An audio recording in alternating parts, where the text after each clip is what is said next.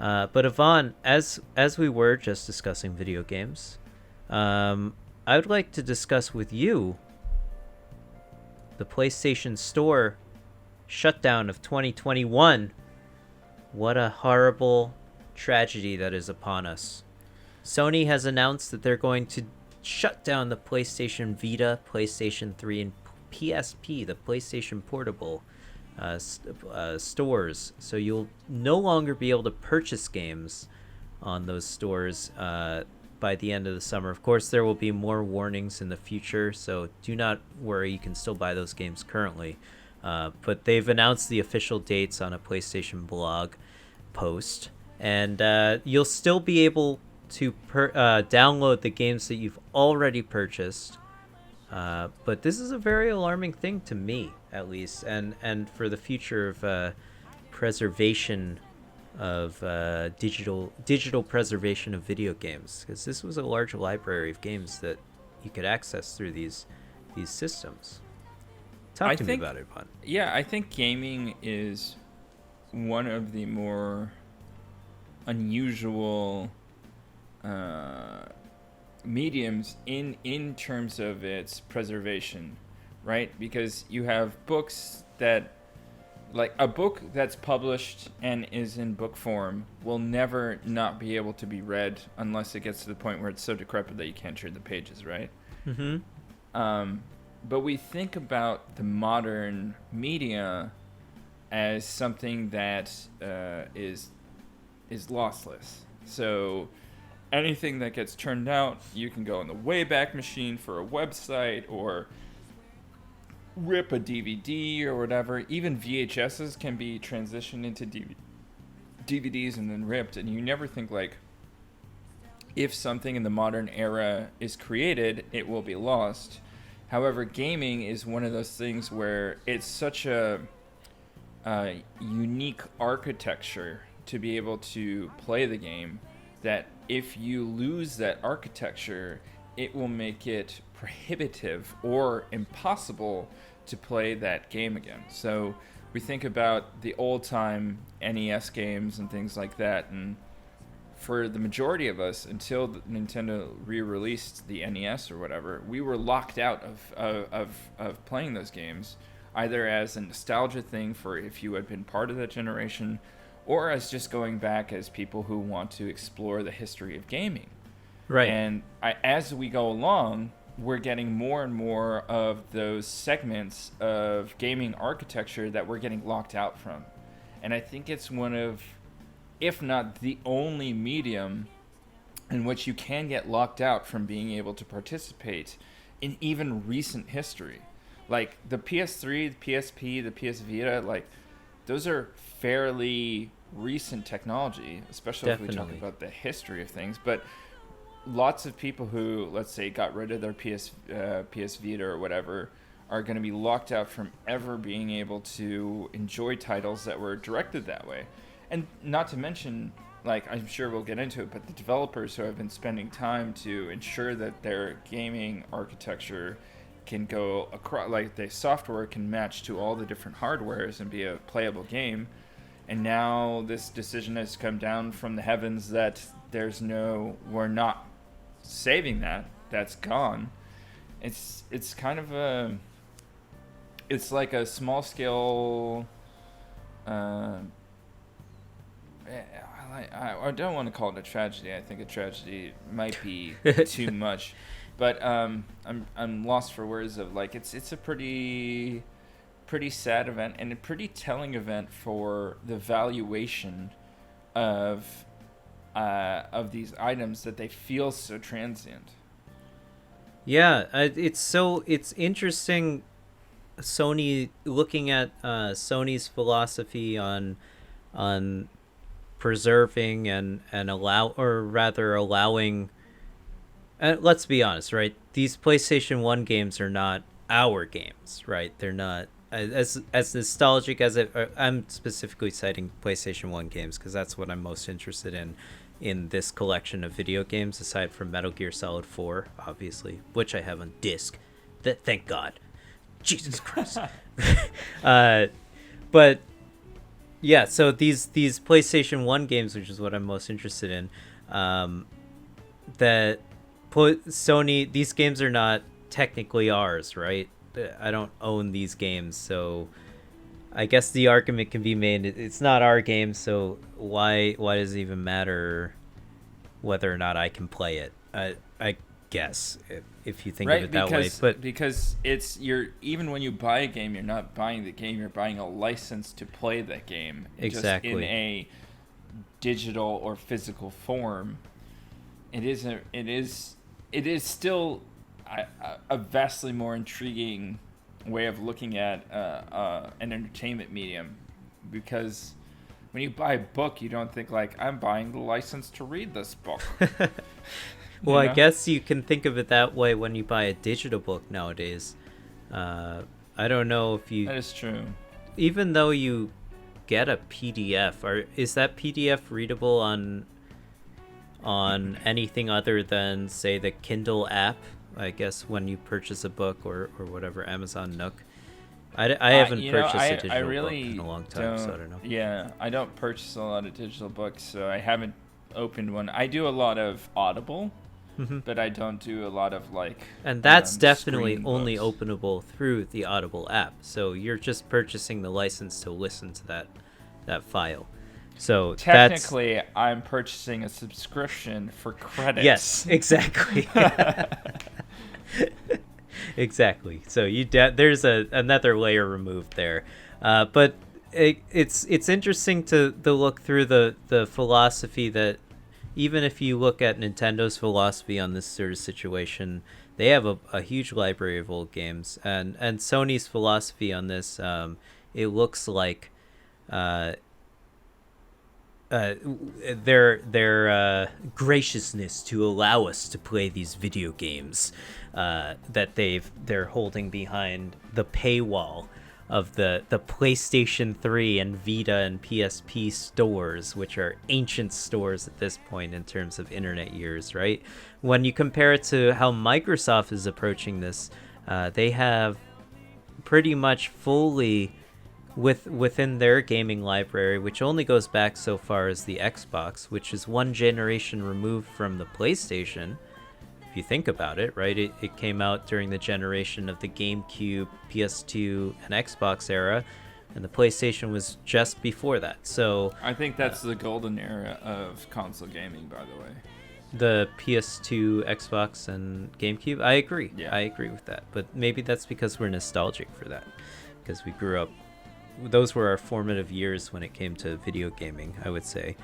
But if you just look at how Microsoft is approaching this, they're taking a much more PC-centric approach to this, in that when you buy a game on Steam, you pretty much have the future-proofing that game will most likely run as so long as the Steam servers are up, right? Which, who knows when that take a nuclear EMP to knock those things out. But you're pretty much future-proof that those games are going to carry forward on your Steam account for a very long time at the very least, right? Do you think Steam is too big to fail? That's a question that we could tackle on this podcast if you want. Let's write that down for a month-long research podcast. Yeah, we'll do that in May, perhaps, because I want the Snyder Cut to be our month-long. Sure, because that takes a month to really dive to into. Watch. But I was really thinking about, from what you just brought up, like Steam is basically the same thing for PC, but PC, it's such a larger library of everything. Right, and you can technically play all these games on a personal computer if you emulate them. But this sort of closure is going to make a even stronger argument for emulators and pirates out there, because they have no legal way of purchasing these games. Like I'm always so, or do you think Sony is going to? Sorry to interrupt you, but no, it's fine. Do you think Sony is going to take the same approach that Nintendo did? So Nintendo, I think, has purposely extremely slow-rolled rollout of the back catalog to the Switch. Yeah. In order to promote the the other gear that they're selling, right? Like the NES and the other things that are like the packaged like fake versions of the consoles that come prepackaged. The with all NES the Mini games. and the SNES Mini. Yeah. And we haven't gotten the GameCube Mini because that's like their. Oh my god! That is the golden era of video games for gonna Nintendo. Sell I think like crazy. But I think Nintendo's probably going to wait for everything to slow down enough to push that out. But do you think that Sony saw what Nintendo was able to do? It was like, why are we going to keep these servers up running for this long if we could just release these in the future in the same way that Nintendo is doing? Yeah. Like, if they released a PlayStation 1... in the same version that the they NES did, or SNES. They did that already. By the way. Right. Yeah. They really, and it was not received too well, but that's because I believe the emulation. There was something wrong with the emulation, or it didn't have the best games or something. I forget why people didn't really like it too much, but there was a reason why. But once they hit if they are able to manage that with a PS2 release, where the PS2 is hitting like that is the millennial nostalgia button, and we're just reaching like our maximum earning range.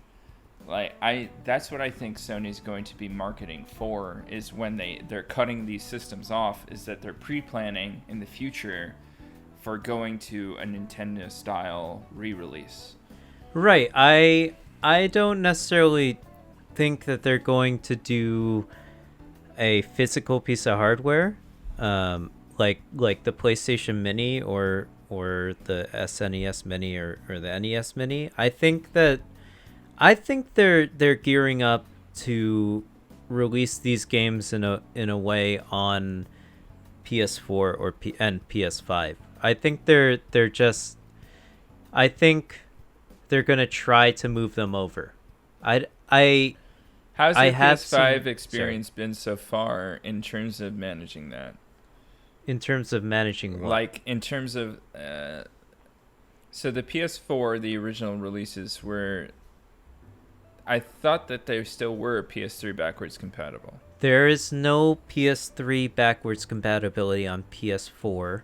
Okay. You can play some PS3 games through PS Now, which is a streaming service, and it doesn't allow you to download any games.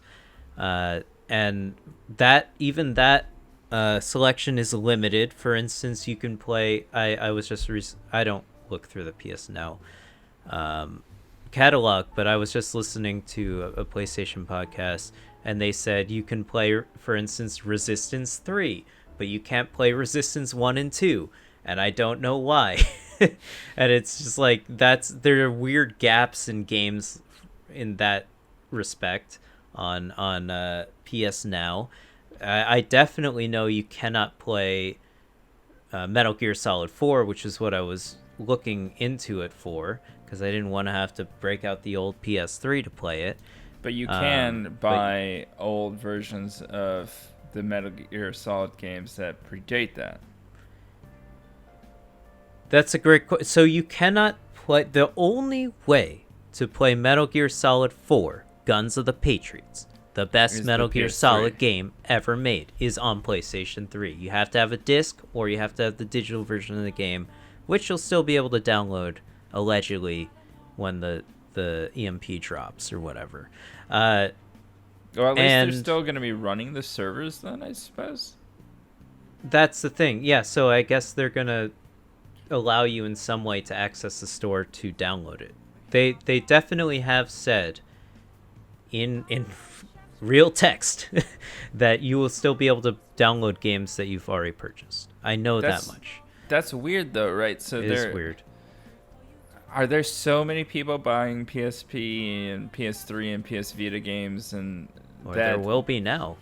The store is like the server demand of those stores is continuing to push their server budget. Anyway, I don't know. I think it would just be people would be so pissed off if they weren't allowed to re-download a game that they've already purchased, even though it's probably somewhere in that EULA that you all agree to without reading that they have the ability to just pull this game from the store in some way and not let you download it. But they'd probably get like a lawsuit over that if they didn't allow you to re-download the game. But the what was the point? The point is that you can play Metal Gear Solid 1 and 2 and I think 3 through the Metal Gear Solid HD collection as well. That's the other point there. There's Metal Gear Solid 1, 2, 3. And there's a PS Vita game. The Peace Walker, right? Not Vita, it's a PSP game. PSP. Weren't there 2 then PSP games? I believe there is a second one, but I don't know. I didn't play that game. I know Peace Walker, but I didn't know the other game. I didn't play the other game. I never beat Peace Walker because I got stuck on that one boss fight that I couldn't finish. Ridiculous. But the point is, you cannot purchase PS1 Classics, which is the line of select PlayStation 1 games that you could purchase on PlayStation 3, PS Vita, and I maybe PSP. I assume PSP. So there's a line of really classic JRPGs that I'm really interested in, like Final Fantasy 1 through 6, Persona 1 through 3, and the like, Wild Arms and Legend of Dragoon, and these types of games that I always really wanted to play, but I'd have to set aside an entire year of my life to beat all of them. Literally, an entire start to finish a year. But isn't Final Fantasy, aren't a lot of like all 6, isn't that available on like iOS? So yes, they are, but not in the original form. And the iOS version of Final Fantasy 6, they really botched. It's like a really shitty version of Final Fantasy 6. So in terms of preservation of these games, like you have to go look at screenshots. That the sprite work is all fucked up. They had at one point when they released it, they had the same when they re-released the iOS version of that game onto Steam, for instance, which is currently purchasable on Steam. They had the touchscreen overlay still on it, so it's like, what the fuck are you guys doing? You guys are just literally drag and dropping this. But I mean, they patched that out. But the sprite work is super different, so in terms of preservation of the artwork of the game, this is a really big deal.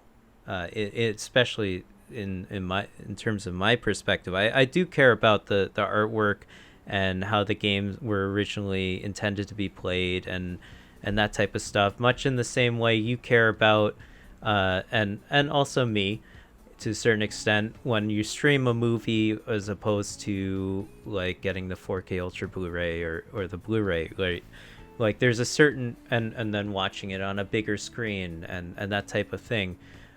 There's a certain, except this is to a much more extreme extent in terms of comparison wise, but that type of stuff is really scary to me, that these things are just going to disappear. I might spend a lot of money right now on the Vita store within the next couple months, and the PS3 store, I guess they're linked, just on buying PlayStation 1 games, because I there's no way other than emulation on my computer for me to play these games, or I can track down the physical discs of the game and find my PS1 and then also a CRT. So it's like convenience for these games.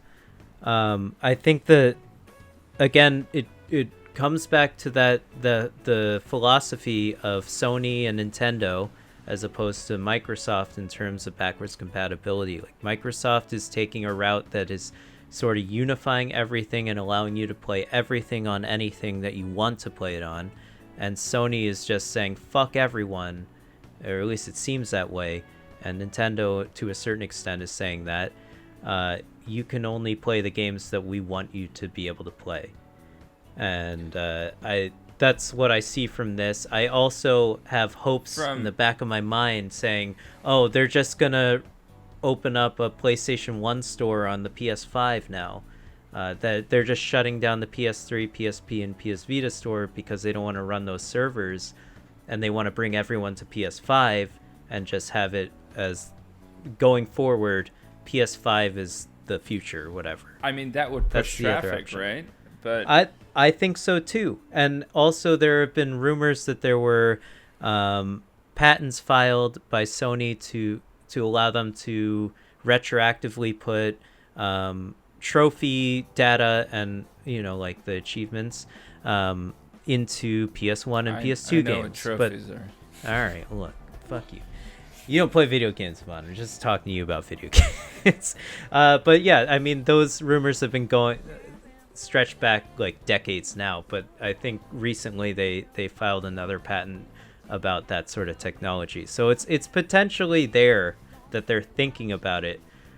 But I don't know if it's going to be true. So I'm worried, and I may spend upwards to $100 on the PlayStation Vita store for video games that I won't play, but only literally just so I can potentially have access to them. You know what I mean? I totally agree. Like it's one of those things where they're probably cutting their costs and giving people enough room so that the whales like you will be able to purchase everything that they want to and give themselves enough running room that they can shut down the servers and start cutting costs that way. I don't know in particular if they're going to push that content then to the PS5, although it makes sense to push it to the PS5 from a pure let's keep pushing everything to the newest technology that people need to buy. Totally makes sense. However, the costs on the back end of porting everything might be to the point where it doesn't make sense to do that, which I think is why, for instance, for Nintendo, it made more sense to be able to release and continue to develop to release these individual hardware pieces rather than focusing on the back catalog for the Switch, even though that back catalog existed for the Switch. Like the old ass games were there, right? Yeah, they let you play some games if you subscribe to Nintendo Switch Online service. They have some games for their some NES games and some SNES games you can play, as well as third-party developers are releasing their, for instance, like Capcom is releasing some old games that they have, and I bought a couple of the arcade shooter, you know, the little plane shooter games that were also on like PlayStation, for instance, and I believe SNES. So it's like you can buy old games on Switch; they exist. So it's strange. I guess one thing that you're speaking to, which is absolutely true, is that game companies can be incredibly cost averse when it comes to porting things. I'm not going to call it lazy, but I'll call it cost averse. So like the story of porting Final Fantasy VI, where it was a lousy port to begin with, and then when they ported it to PC, like you talked about, right? Yeah. So they're going to be cost averse in terms of their ability to port, which will degrade the product and make sure that you're not able to play the product that as it was first released. And that's like going back and you can, like Halo, for instance, right? With the Master Chief Collection, is like you can experience Halo in the graphics that it was originally released in. Right. That's so cool. And that's a really cool thing, and it hit the nostalgia button, and I'm sure thousands of people bought the Master Chief Collection and haven't played anything since that first drop, right? Exactly. but it was like it's hitting all the right notes. It's merging nostalgia with the preservation of the game, and there are some ways in which, as we move forward, that'll be super important. But how much is that going to force gaming companies to spend money on products that they've already made all the money that they could ever need to, and they can just be like cost averse in terms of the next port for it, or not even develop the assets for it. Like, and they can present the argument like, do you want Final Fantasy Remaster Part 2, or do you want Final Fantasy 6 to look like it originally looked? Yeah, no, it's a conversation to be had, of course, you know. But from a platform perspective, like Sony, like Nintendo, then you're like, well, this isn't even the fucking publishing company. This is like the platform from which it is, which you were expecting to be able to hold on to and deliver. But first, they'll cut from your ability to purchase anything. And the next thing is they'll shut down the servers completely. And of course, you have to talk about licensing issues with that, with respect to some of these video games. A lot of the great games that exist, that came out, for instance, on Super Nintendo. I've been trying to track down this game called Lufia 2: Rise of the Sinestrals. It's a really cool JRPG from the SNES era. But that company doesn't exist anymore. Obviously, the people who worked on the game probably still make video games in some respect. Maybe they don't. I don't know. I don't know how to look that sort of information up. But a lot of these companies don't even exist anymore. So from games that were made 30 years ago or games that were made 20 years ago. So that's a whole licensing issue. And then someone in the back end owns the fucking copyrights to these obscure ass games. So I'm not expecting them to have every what were those PlayStation contracts game, like right? for like voice actors and stuff, right? too. Exactly. I mean, like, that's so complex in terms of like, so you buy the license for the game, but then you have to pay residuals to the people who are there, and that's got to be like a complex lineage of how to pay that shit out. Well, that's one of the, I'm sure that's one of the arguments as to why they're shutting down these stores, is that PlayStation has contracts open with every company that is listing a game on their store, right? And that's got to be, at this point, fucking thousands upon maybe tens of thousands of companies, right? Probably thousands of companies. But Sony takes a cut of every game sale and then sends the rest to the company, and however that gets divvied up. So they probably have some way of automating this, but it's just like another transaction that they have to figure out how to take care of. And let's say maybe this Sony's game just sells porting their accounting system, and they're like, realistically, what's happening is they're porting their accounting system, and their accounts are like, there's no way that we can port we can't do those accounts over to the new system. Cut them. But say, for instance, like some obscure ass PSP game probably sold 1 or 2 copies last year or something, right? And they still have to open that line of connection with that company. So I totally see it from a logistic standpoint, as to why they probably have data. They obviously have data that they're just not, the ends justify the means. They're just not making any money off of these stores anymore, so why even keep them open? But that's why we're having this conversation. I feel like right? I trust Nintendo way more in terms of the profit margins, just because their profit margins have to be so exact for them to be profitable, just based on their market share and everything. Because like, yeah, I would say Sony and Microsoft have so much larger market caps for all sorts of different things, but Nintendo, especially is Microsoft, yeah, just gaming. So it feels like Nintendo has to be super exact, but Sony is like, We sell You've TVs. You've and been losing cameras. too much money in this sector. You have to cut it by 25%. And then they're like, well, I guess we have to cut the PS Vita and PS3 stores.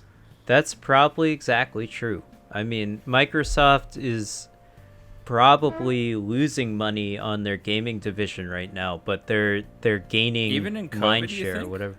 I don't know. I mean, if how could they possibly be making money off of Game Pass? I don't.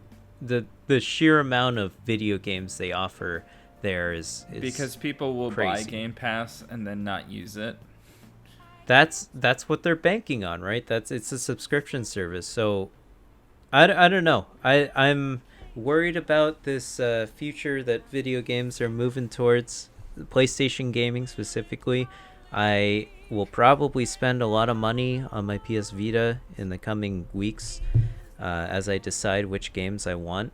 But I think people are going to be compiling lists of games that are currently available for sale, and I'm going to have to go through all of them because I don't even know which games I want, just on the off chance that I will want to play this obscure PS1 game, you know? So I'm just afraid for that because there's no way to purchase it on PS5, even though it seems like a no-brainer that they could just port it over, but obviously it's not that easy. I don't make video games, and it's probably not that easy. But it seems like it's pretty easy considering they're all on Steam, right? Or you can... It's gotta be, to a certain extent, right? It couldn't be that hard, right? Because, I mean, how many games can you emulate on your PC right now, right? And that's some guy who wasn't paid at all, who just likes video games. He's like, oh, let me just rip the game from the CD or the PlayStation disc. There were plenty of bootleggers out there back in the day, man. It was simple stuff. People were doing it. And then you could somehow get the data off that disc and then upload it to... Whoever wrote the emulator is the person who deserves some credit, and then uploading the ISOs is probably not that difficult. So I'm just imagining Sony can obviously do a much more professional job of that, but it doesn't seem like it couldn't be that difficult. But then again, I don't know anything about making video games, or running an online store where you can purchase video games. But that's our 2 cents on the PlayStation 3, PSP, and PS Vita stores shutting down. In the near future, they'll be shutting down, I believe, in July, and then in August. I think the PS Vita store will be open the longest. I don't know why, but yeah, it's a scary future. Hopefully, it's not that scary, and they'll just port everything to PS5. Ivan, when are you getting a PS5? Man, like, in the near future, I just bought I just got another lease on a different car, so Laura could have a car. Oh, sick. I just purchased my car, so, like, I would say, and I'm alone a lot now. Nice. So it'll be between, like, saving funds for building a new, just, like, redonkulous rig and buying a PS5. How exciting. And I really want to buy a new rig. Like, I want to get an AMD 590 RX 70X. What is it? Their new CPU is pretty nice. I want to get like the 16 core. If you listen to my last podcast, Ivan, you'd know that that's going to be pretty difficult for you to do. It's going to be pretty hard to find those semiconductors. Yes. And I also want to get a new graphics card. Yeah. But that's been delayed for months, so... That's the same problem. They're all running on semiconductor chips. So I might have to just buy a PS5. Because I didn't even... Good luck getting those. I wasn't able to bring down a PS4. So, oh, you didn't yet? So I'll have to buy a PS5 and a new TV. Oh, God. Do you not have a TV? I'm moving into a fully furnished house, so I need to like kind of check out what's happening there. But my TV, that is mine, is up there in Syracuse. So if I want a 4K Ultra HD, definitely get it. It's worth the money, Ivan. I was gonna look into an 8K OLED television. Holy shit, you're crazy. Well, they're too expensive now. Yeah, my point is like, I bought this television to last 5 to 10 years. Yeah. And if I buy an 8K OLED, I feel like that will last 10 to 15 years. But they don't even have 8K Blu-rays right now. Ivan. Yeah, I'm future-proofing. I feel like you would spend the same amount of money. I guess you just spend the same amount of money. Like, let's say you buy a really nice 4K Blu-ray, 4K TV that's half the price of an 8K TV currently, and then as opposed to you just purchasing and then upgrading to the 8K TV, which comes down in price when it's time, right? You could just purchase the 8K TV now. I think my that's other the thought situation. was just buy a 4K monitor. Yeah. Because and then like upcycle all of my monitors. Like, so I currently have 2 monitors at work because one of my monitors that I usually use for my home base is at work, and my other monitor I'm staring at right now is just still in its box. So I could upcycle to my monitors so that I have 3 screens at work still, and then I get a brand new 4K monitor for my gaming rig. And then I'll wait to get a television, because I also have been thinking about, like, I hate having a huge fucking black box. What if I just got a really nice projector? Yeah. I mean, you'd have to get a really nice projector and also be able to get your room very dark. I've never been a big fan of projectors. In terms of, obviously, the fucking movie projectors are sick, but those are crazy expensive. You know, yeah. I've never been the biggest fan of home projectors, but I've never been able to optimize the situation. My other thing is, like, so. I'm waiting so I've got so many expenses that I want to make this year. Like, I want to buy an engagement ring this year, and that is very expensive. And then deal. If I buy the engagement ring, then I've got to have some savings. This is news to me. I didn't know this. Yeah, it'll be news for Way everybody. To announce it on the podcast that Laura doesn't listen to. You knew you were safe. What a guy. What a guy. I know, and I stuck it in the last few minutes. Dude, I'm going to send this highlight to her, because I'm highlighting. Ivan proposes to Laura on a podcast she doesn't listen to.